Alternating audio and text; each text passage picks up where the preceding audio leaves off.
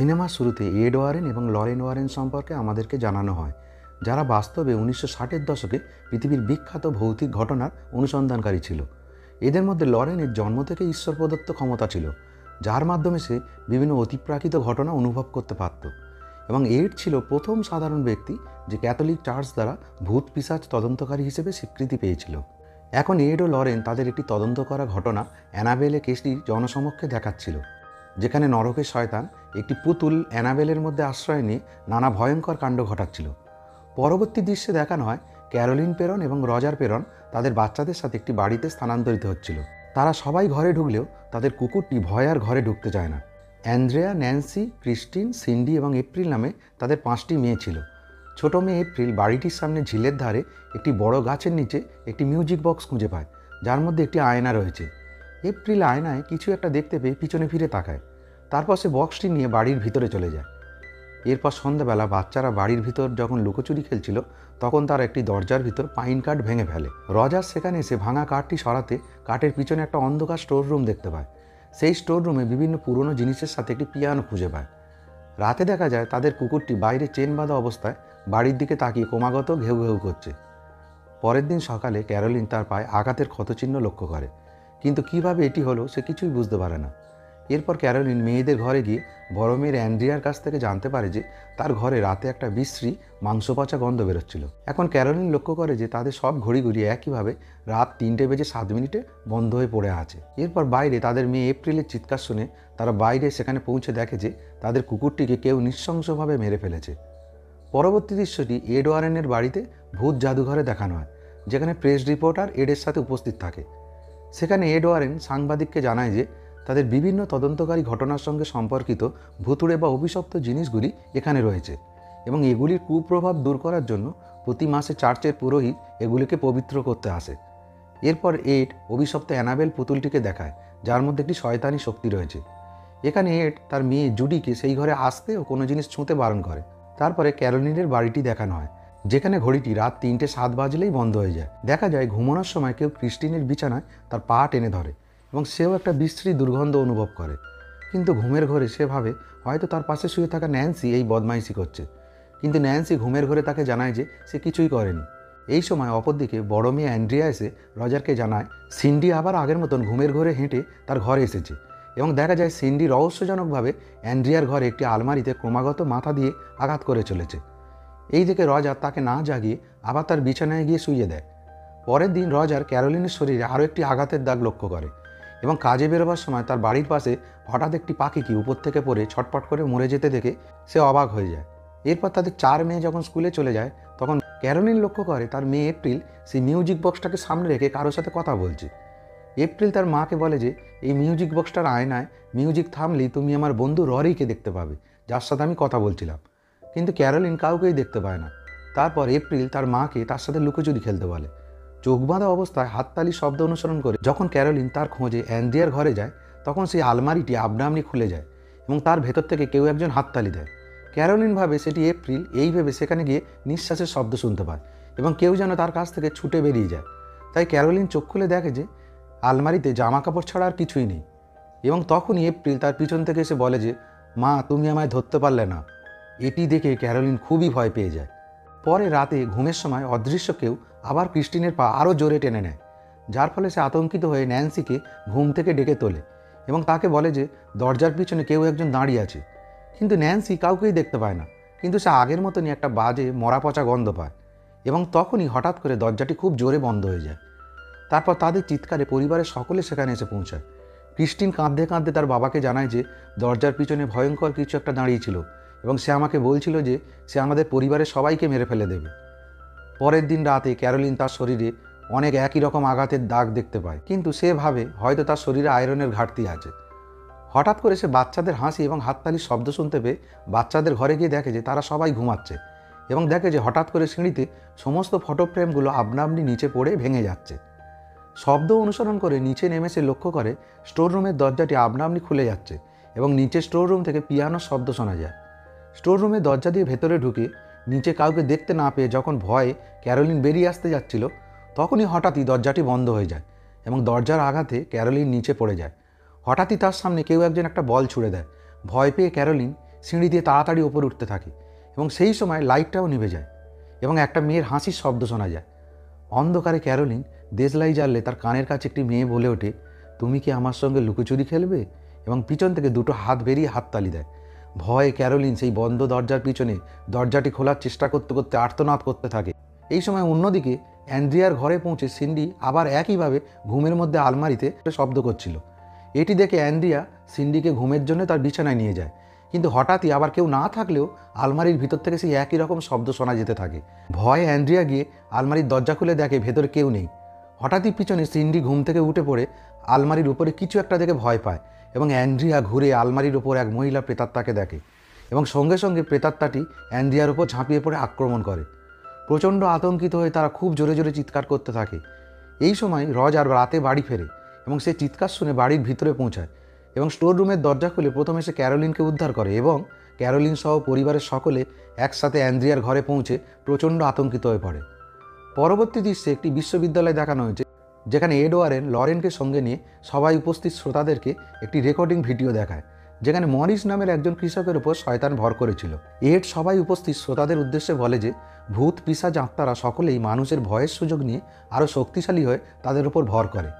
এখানে দেখা যায় ক্যারোলিনও সেই সবাই একজন শ্রোতা হিসেবে উপস্থিত এবং এগুলি সে শুনে এড ও লরেনের সাথে দেখা করে এবং তার বাড়িতেও যে খারাপ কিছু একটা হচ্ছে সেই জন্য তাদেরকে সে তার বাড়িতে একবার এসে পর্যবেক্ষণ করতে অনুরোধ করে।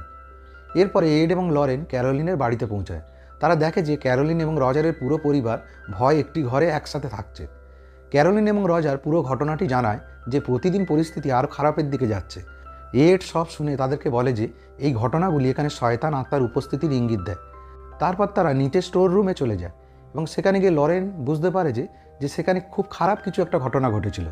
এরপর এড ক্যারোলিনের কাছ থেকে প্রথম থেকে সমস্ত ঘটনা জিজ্ঞাসা করে সব কিছু রেকর্ড করে। অন্যদিকে লরেন এপ্রিলের সেই অদৃশ্য বাচ্চা বন্ধু ররি সম্পর্কে তদন্ত করে এবং এপ্রিলের কাছ থেকে সেই মিউজিক বক্সটি নিয়ে লরেন বক্সটির আয়নাতে সেই বাচ্চাটির আত্মাটিকে এক ঝলক দেখতে পায়। তারপর তারা ঝিলের ধারে সেই গাছের কাছে যায় যেখানে এপ্রিল এই মিউজিক বক্সটি খুঁজে পেয়েছিল এবং লরেন তার ক্ষমতার সাহায্যে দেখতে পায় যে সেই গাছটি থেকে একটি মহিলা গলায় দড়ি দিয়ে ঝুলছে এবং সেই দিকে তাকে লরেন একটু অসুস্থ হয়ে পড়ে।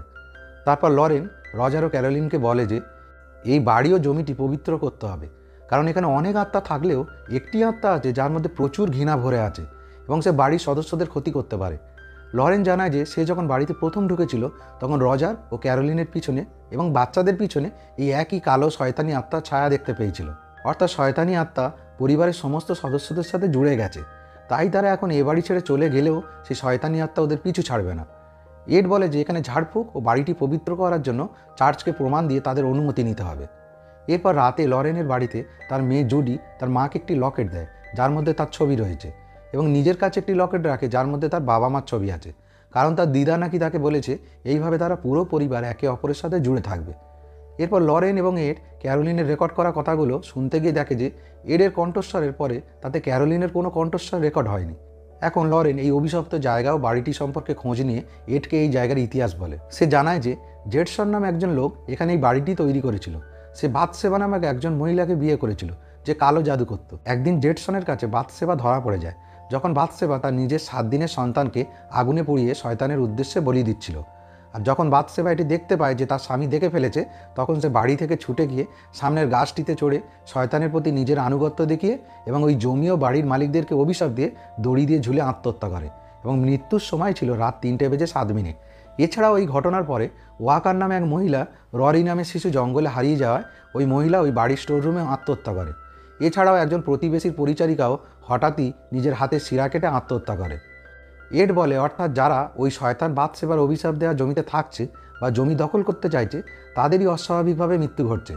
এখন তাদের কথোপকথনের সময় হঠাৎই টেপ রেকর্ডারটা নিজেই বেজে ওঠে এবং শোনা যায় এডের কণ্ঠস্বরের পরে ক্যারোলিনের কণ্ঠস্বরের সময় আগেরবার যখন কিছুই শোনা যাচ্ছিল না, কিন্তু এখন এক মহিলার অমানসিক চিৎকার ও গোঙানির শব্দ শোনা যাচ্ছে এবং তারা দুজনেই লক্ষ্য করে যে তখন ঘড়িতে বেজেছিল রাত 3:07। পরের দিন এড, লরেন এবং তাদের সহকারী ড্রিউ এবং এক পুলিশ অফিসার ব্র্যাড রজারের বাড়িতে পৌঁছায় সমস্ত প্রমাণ সংগ্রহ করার জন্য এবং তাদের বাড়ির ভিতরেও আশেপাশে ভয়েস রেকর্ডার এবং স্বয়ংক্রিয় ক্যামেরা সেট করে। তারা দরজাগুলিতে কিছু ঘন্টা ঝুলিয়ে রাখে যাতে সামান্য নাড়াতেও ঘন্টাগুলি বেজে ওঠে। এখন লরেন ক্যারোলিনের ঘরে তাদের পুরো পরিবারের সেই আনন্দের ছবিটি হাত দিয়ে স্পর্শ করে তার ক্ষমতার সাহায্যে বুঝতে পারে যে তারা ওই দিন সমুদ্র তীরে একটা খুব ভালো দিন কাটিয়েছিল এবং খুব মজা করেছিল। তখন ক্যারোলিন বলে যে হ্যাঁ, ওই দিন আমাদের খুব মজা হয়েছিল, কারণ আমরা নতুন ঘরে শিফট করছিলাম এবং সেই বিশেষ মুহূর্তটাকে ধরে রাখার জন্য আমরা সকলে মিলে এই ফটোটা তুলেছিলাম। এখন এড সেখানে উপস্থিত থাকা শয়তানি শক্তিগুলিকে বিরক্ত করার জন্য সমস্ত ঘরে পবিত্র জল ছিটিয়ে দেয় এবং বিভিন্ন জায়গায় ক্রস চিহ্ন রেখে দেয়। হঠাৎ রাত 9টার সময় দরজায় লাগানো ঘণ্টাগুলির শব্দ শুনে তারা দেখে যে স্টোর রুমের দরজাটি আপনা থেকে খুলে যাচ্ছে, কিন্তু স্টোর রুমের ভিতরে তারা কিছুই দেখতে পায় না। কিন্তু তারা যখন স্টোর রুমের উপরে উঠে এসেছিল, হঠাৎ করে স্টোর রুমের দরজাটি নিজে থেকেই সশব্দে বন্ধ হয়ে যায়। এরপর সে রাতে আর কিছুই হয় না। পরদিন সকালে সবাই খুশি মনে টিফিন করছিল। ক্যারোলিন একটু ক্লান্ত ছিল, তাই এড বলে যে আমি আর লরেন সব সামলে নেব, তুমি একটু বিশ্রাম করো। এখন রজার এডের কাছে এসে তাকে ধন্যবাদ জানায় এই সাহায্যগুলো করার জন্য, কিন্তু এড বলে যে আমি এখানে আসতে চাইছিলাম না, কারণ লরেন যা কিছু দেখে, স্পর্শ করে বা অনুভব করে সেগুলোর ফলে অনেক লোকের উপকার হলেও এগুলো লরেনকে মানসিকভাবে বিপর্যস্ত করে দেয়। এড জানায় যে মাস 3 আগে এরকম একটি ঘটনা যেখানে মরিস বলে একজন কৃষকের উপর শয়তান ভর করেছিল। তখন লরেন তার মধ্যে কিছু একটা দেখে প্রচণ্ড ভয়ে চেঁচিয়ে ওঠে এবং তারপর থেকে সে মানসিকভাবে বিপর্যস্ত হয়ে পড়েছিল। এদিকে দেখা যায় লরেন যখন কাপড় শুকোতে দিচ্ছিল, হঠাৎ কোথা থেকে ঝোড়ো হাওয়া শুরু হয় এবং সেই হাওয়ায় লরেনের হাত থেকে একটি কাপড় উড়ে গিয়ে অদৃশ্য কিছুর গায়ে আটকে যায় এবং তাড়াতাড়ি সেই অদৃশ্য জিনিসটি কাপড়টিকে নিয়ে উড়ে ক্যারোলিনের ঘরের জানলায় চলে যায় এবং লরেন লক্ষ্য করে যে ক্যারোলিনের ঘরের জানলা থেকে কেউ একজন মহিলা যেন সরে গেল। লরেন এটি দেখা মাত্রই ক্যারোলিন যে ঘরে বিশ্রাম নিচ্ছিল সেই ঘরের দিকে দৌড়াতে শুরু করে এবং এদিকে দেখা যায় ক্যারোলিন তার ঘরে বিশ্রাম নেওয়ার সময় তার হাতে আপনা থেকেই 4টে আঙুলের দাগ ফুটে ওঠে এবং এরপর হঠাৎই ঘুমের মধ্যে তার দম বন্ধ হয়ে আসে এবং সে উঠে সামনে বাথশেবার আত্মাকে দেখে এবং সেই আত্মা তৎক্ষণাৎই ক্যারোলিনের মুখের মধ্য দিয়ে তার শরীরে প্রবেশ করে। এরপর লরেন ছুটে এসে ক্যারোলিনকে জিজ্ঞাসা করলে সে বলে যে সব কিছু স্বাভাবিক আছে, কিন্তু আসলে ক্যারোলিন এখন বাথশেবার আত্মার দখলে ছিল এবং এখান থেকেই বাথশেবার শয়তানির খেলা শুরু হয়। এখন রাতে প্রথমে পুলিশ অফিসার ব্র্যাড রান্নাঘরে একটি মেয়ের কণ্ঠস্বর শুনতে পায়।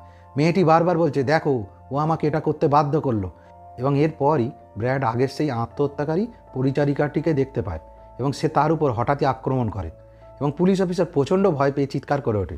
সকলে যখন তার কাছে ছুটে এসেছিল তখন দেখা যায় আবার সিন্ডি ঘুমন্ত অবস্থায় হাঁটছিল এবং আগে থেকে সেট করে রাখা ক্যামেরায় তার স্বয়ংক্রিয়ভাবে ফটো ক্লিক হচ্ছিল। এড বলে যে সিন্ডির সাথে অন্য আরেকজন কেউ আছে, যার জন্যেই এই অটোমেটিক ফটো ক্লিক হচ্ছে। এরপর সিন্ডি অ্যান্ডিয়ার ঘরে ঢোকা মাত্রই দরজাটি আপনা থেকেই বন্ধ হয়ে যায়। তখন সকলে ছুটে গিয়ে দরজাটি খোলার চেষ্টা করতে থাকে এবং এদিকে ড্রিউ এবং লরেন কানে হেডফোন লাগিয়ে ওই বদ্ধ ঘরে শুনতে পায় কোনো একটা মহিলা কণ্ঠস্বর যেন সিন্ডিকে বলছে, সিন্ডি আমার পিছনে আমাকে অনুসরণ করো, এইখানে লুকাও। এরপর সবাই দরজা জোর করে খুলে সেই ঘরের ভেতর ঢুকে আর সিন্ডিকে কোথাও খুঁজে পায় না। তারপর এড ঘরের সব আলো বন্ধ করে ইউভি লাইট দিয়ে তাদের পায়ের ছাপ দেখতে দেখতে আলমারির ভিতর একটা গুপ্ত দরজা আবিষ্কার করে এবং তার পিছনে দেয়ালের ভিতর একটা লুকোনোর জায়গা থেকে তারা সিন্ডিকে উদ্ধার করে। এখন এপ্রিল লরেনকে জানায় যে তার বন্ধু ররিও যখন ভয় পায় তখন সে নিজেকে সেখানে লুকিয়ে রাখে। লরেন তৎক্ষণাৎই সেই জায়গায় পৌঁছে যায়। এই শুনে লরেন তৎক্ষণাৎই সেই জায়গায় পৌঁছে যায় এবং তার ভিতরে ধুলোয় ঢাকা বাচ্চাদের খেলনা দেখতে পায় এবং বুঝতে পারে যে ওখান থেকে মিউজিক বক্সটা তুলে এপ্রিলের কাছে পৌঁছে দেওয়া হয়েছিল। এরপর লরেন বাথশেবা যে দড়ি দিয়ে আত্মহত্যা করেছিল সেটিকে দেখতে পায় এবং সেটি হাতে নেওয়া মাত্রই সেই জায়গার মেঝের পুরনো কাঠ ভেঙে লরেন নিচে পড়তে থাকে এবং বাড়ির নিচে স্টোর রুমের কোনো একটি অজানা স্থানে পৌঁছায়। সেখানে লরেন মিউজিক বক্সের আয়নার দিকে তাকিয়ে দেখে যে ররির মা ওয়াকার তার মৃত ছেলে ররিকে কোলে নিয়ে খুব কাঁদছে এবং বারবার বলছে যে ও এটা আমাকে করতে বাধ্য করেছে। এরপরই ররির মার আত্মা একদিকে ভয় পেয়ে তাকিয়ে অদৃশ্য হয়ে যায় এবং লরেন সেই দিকে তাকাতেই হঠাৎই লরেনের সামনে দড়িতে ঝুলতে থাকা বাথশেবার আত্মা এসে হাজির হয় এবং সে লরেনকে আক্রমণ করে। লরেন ভয় পেয়ে চিৎকার করতে করতে ছুটতে থাকে। এদিকে এড বাড়ির ভিতরে লরেনের গলার স্বর অনুসরণ করে তার কাছে এসে স্টোর রুমের দরজার কাছে পৌঁছায়, কিন্তু লরেন যখন ভয় পেয়ে ছুটছিল তখন লরেনের গলার লকেটটি, যার ভিতরে তার মেয়ে জুডির ছবি ছিল, সেটি বাথশেবার আত্মা লরেনের গলা থেকে টেনে নিয়ে নেয়। এখন লরেন সব কিছু বুঝতে পেরে উত্তেজিত হয়ে সবাইকে বলে যে আমি এখন বুঝতে পেরেছি যে এই দুষ্ট আত্মা মায়েদের ওপর ভর করে তাদের সন্তানের জীবন নিতে বাধ্য করে। এখন সেই শয়তান আত্মা ক্যারোলিনের ওপর ভর করে তাকে বশ করার চেষ্টা করছে যাতে তার বাচ্চাদের জীবন নিতে সে বাধ্য হয়। তখন হঠাৎই ক্রুশবিদ্ধ মূর্তিগুলি মেঝেতে পড়ে যায় এবং কেউ রহস্যজনকভাবে ন্যান্সির চুল ধরে তাকে টেনে টেনে নিয়ে যায়। লরেন তার চুলের সামনেরটুকু কেটে ন্যান্সিকে রক্ষা করে। এইসব ঘটনা তাদের সহকারী ড্রিউ রেকর্ড করে নেয়। পরের দিন সকালে রজারের পরিবার এই বাড়ি ছেড়ে হোটেলে থাকবার জন্য চলে যায়। এই সময় লরেন যখন গাড়িতে বসে বিশ্রাম নিচ্ছিল তার মেয়ে জুডির কণ্ঠস্বর শুনতে পায় এবং কণ্ঠস্বর অনুসরণ করে লরেন সেই অভিশপ্ত গাছের সামনে ঝিলের কাছে এসে পৌঁছায় এবং জুডির মৃতদেহ জলে ভেসে যাওয়ার প্রতিবিম্ব দেখতে পায়। এটা দেখে লরেন প্রচণ্ড ভয় পেয়ে বাড়িতে তার মাকে ফোন করে জানতে পারে জুডি ঠিক আছে। তবে সে বুঝতে পারে যে এটা আসন্ন বিপদের সংকেত।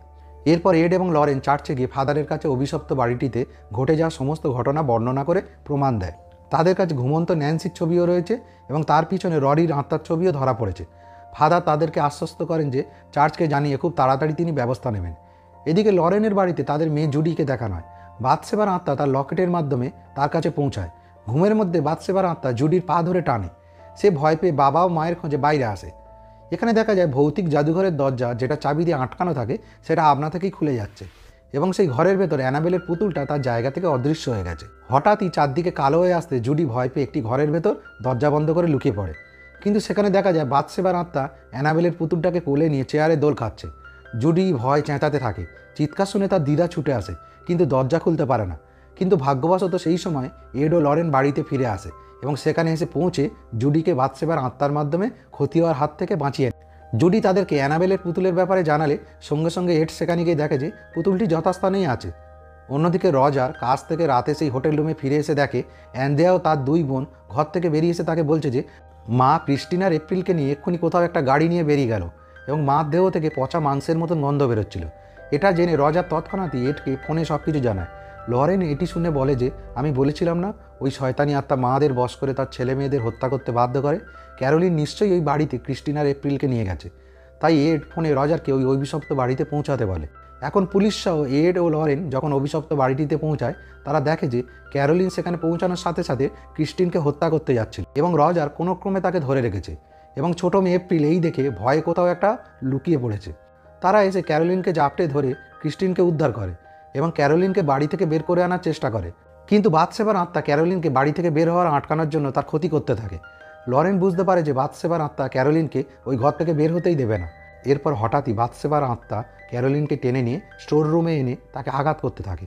তারা স্টোর রুমে গিয়ে ক্যারোলিনকে বাঁচানোর চেষ্টা করে, কিন্তু শয়তান তার শক্তি দিয়ে ক্যারোলিনের মাধ্যমে সবাইকে আক্রমণ করে। শেষ পর্যন্ত লরেন একটি কাপড় তার উপর ঢাকা দিয়ে সকলে মিলে ক্যারোলিনকে চেয়ারে বেঁধে ফেলে। এখন ক্যারোলিন ভয়ঙ্করভাবে চেঁচাতে থাকে এবং তাকে নিয়ন্ত্রণে আনাই যাচ্ছিল না। শেষ পর্যন্ত এড পরিস্থিতি বুঝে ঝাড়ফুঁক করতে বাধ্য হয়। অন্যদিকে এপ্রিলকে বাড়িতে বিভিন্ন দিকে ড্রিউ খুঁজে বেড়াচ্ছিল। এখন এড ঝাড়ফুঁক শুরু করলে শয়তান বাথশেবা তার নিয়ন্ত্রণ হারিয়ে ফেলে এবং প্রচণ্ড রাগে তার শয়তানি শক্তি আরও শক্তিশালী হয় এবং চারিদিকে আসবাবপত্র কাঁপতে থাকে। প্রচুর পাখি চারিদিক থেকে উড়ে এসে ঘরের ভেতর ঢুকে মরে পড়ে থাকতে দেখা যায়, কিন্তু এড ঝাড়ফুঁকের মন্ত্র পড়া চালিয়ে যায়। এখন শয়তান হঠাৎ তার ভ্রুতুড়ে ক্রিয়া বন্ধ করে দেয় এবং চেয়ারটি বাতাসে তুলে নিয়ে উল্টো করে ক্যারোলিনকে মারার জন্য প্রস্তুত হয়। কিন্তু এডের ঝাড়ফুঁকের মন্ত্রশক্তির জন্য সে সেটি করতে পারে না এবং চেয়ারটি পড়ে ভেঙে যায়। ফলে ক্যারোলিনের হাতে আটকে থাকা দড়ি ও মুখের ওপর চাপানো চাদর খুলে যায় এবং সে ঝাড়ফুঁক করা এডকে বিভিন্নভাবে আক্রমণ করার চেষ্টা করে। একই সময় ড্রিউ রান্নাঘরের নিচের বেসমেন্ট থেকে এপ্রিলের কান্নার আওয়াজ পায় এবং সে কাঠের মেঝে ভেঙে এপ্রিলকে খুঁজে পায় এবং সেটা চেঁচিয়ে সকলকে জানায়। এই কথা শোনা মাত্রই এপ্রিলের লুকোনো জায়গাটি জেনে ক্যারোলিন একটি কাঁচি নিয়ে এপ্রিলকে মারার জন্য তাদের কাছ থেকে দৌড়ে পালায় এবং সকলে মিলে ক্যারোলিনের পিছু করতে থাকে। ক্যারোলিন যখন এপ্রিলকে খুঁজে তাকে হত্যা করতে যাবে তখনই এড সেখানে পৌঁছে তার ঝাড়ফুঁকের কাজ চালিয়ে যেতে থাকে এবং রজারকে বলে যে তুমি ক্যারোলিনকে সাহস যোগাও।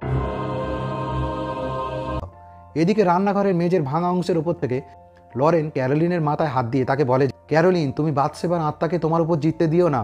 তুমি সেই দিনটির কথা মনে করো যেদিন তুমি তোমার পরিবারের সাথে সবথেকে খুশি ছিলে। সেই খুশির মুহূর্তগুলোকে মনে করো এবং এই পরিবারকে ছেড়ে যেও না।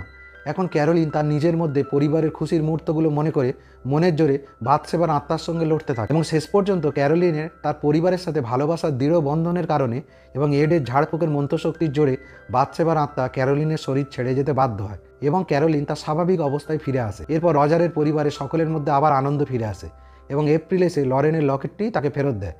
এখন এড ও লরেন ঘরে ফিরে এসে লরেন ফোনের মাধ্যমে পুরো বিষয়টিকে চার্চকে জানায় এবং এড তার ভৌতিক মিউজিয়ামে সেই অভিশপ্ত মিউজিক বক্সটিকে রেখে দেয়। আর সিনেমাটিও এখানেই শেষ হয়।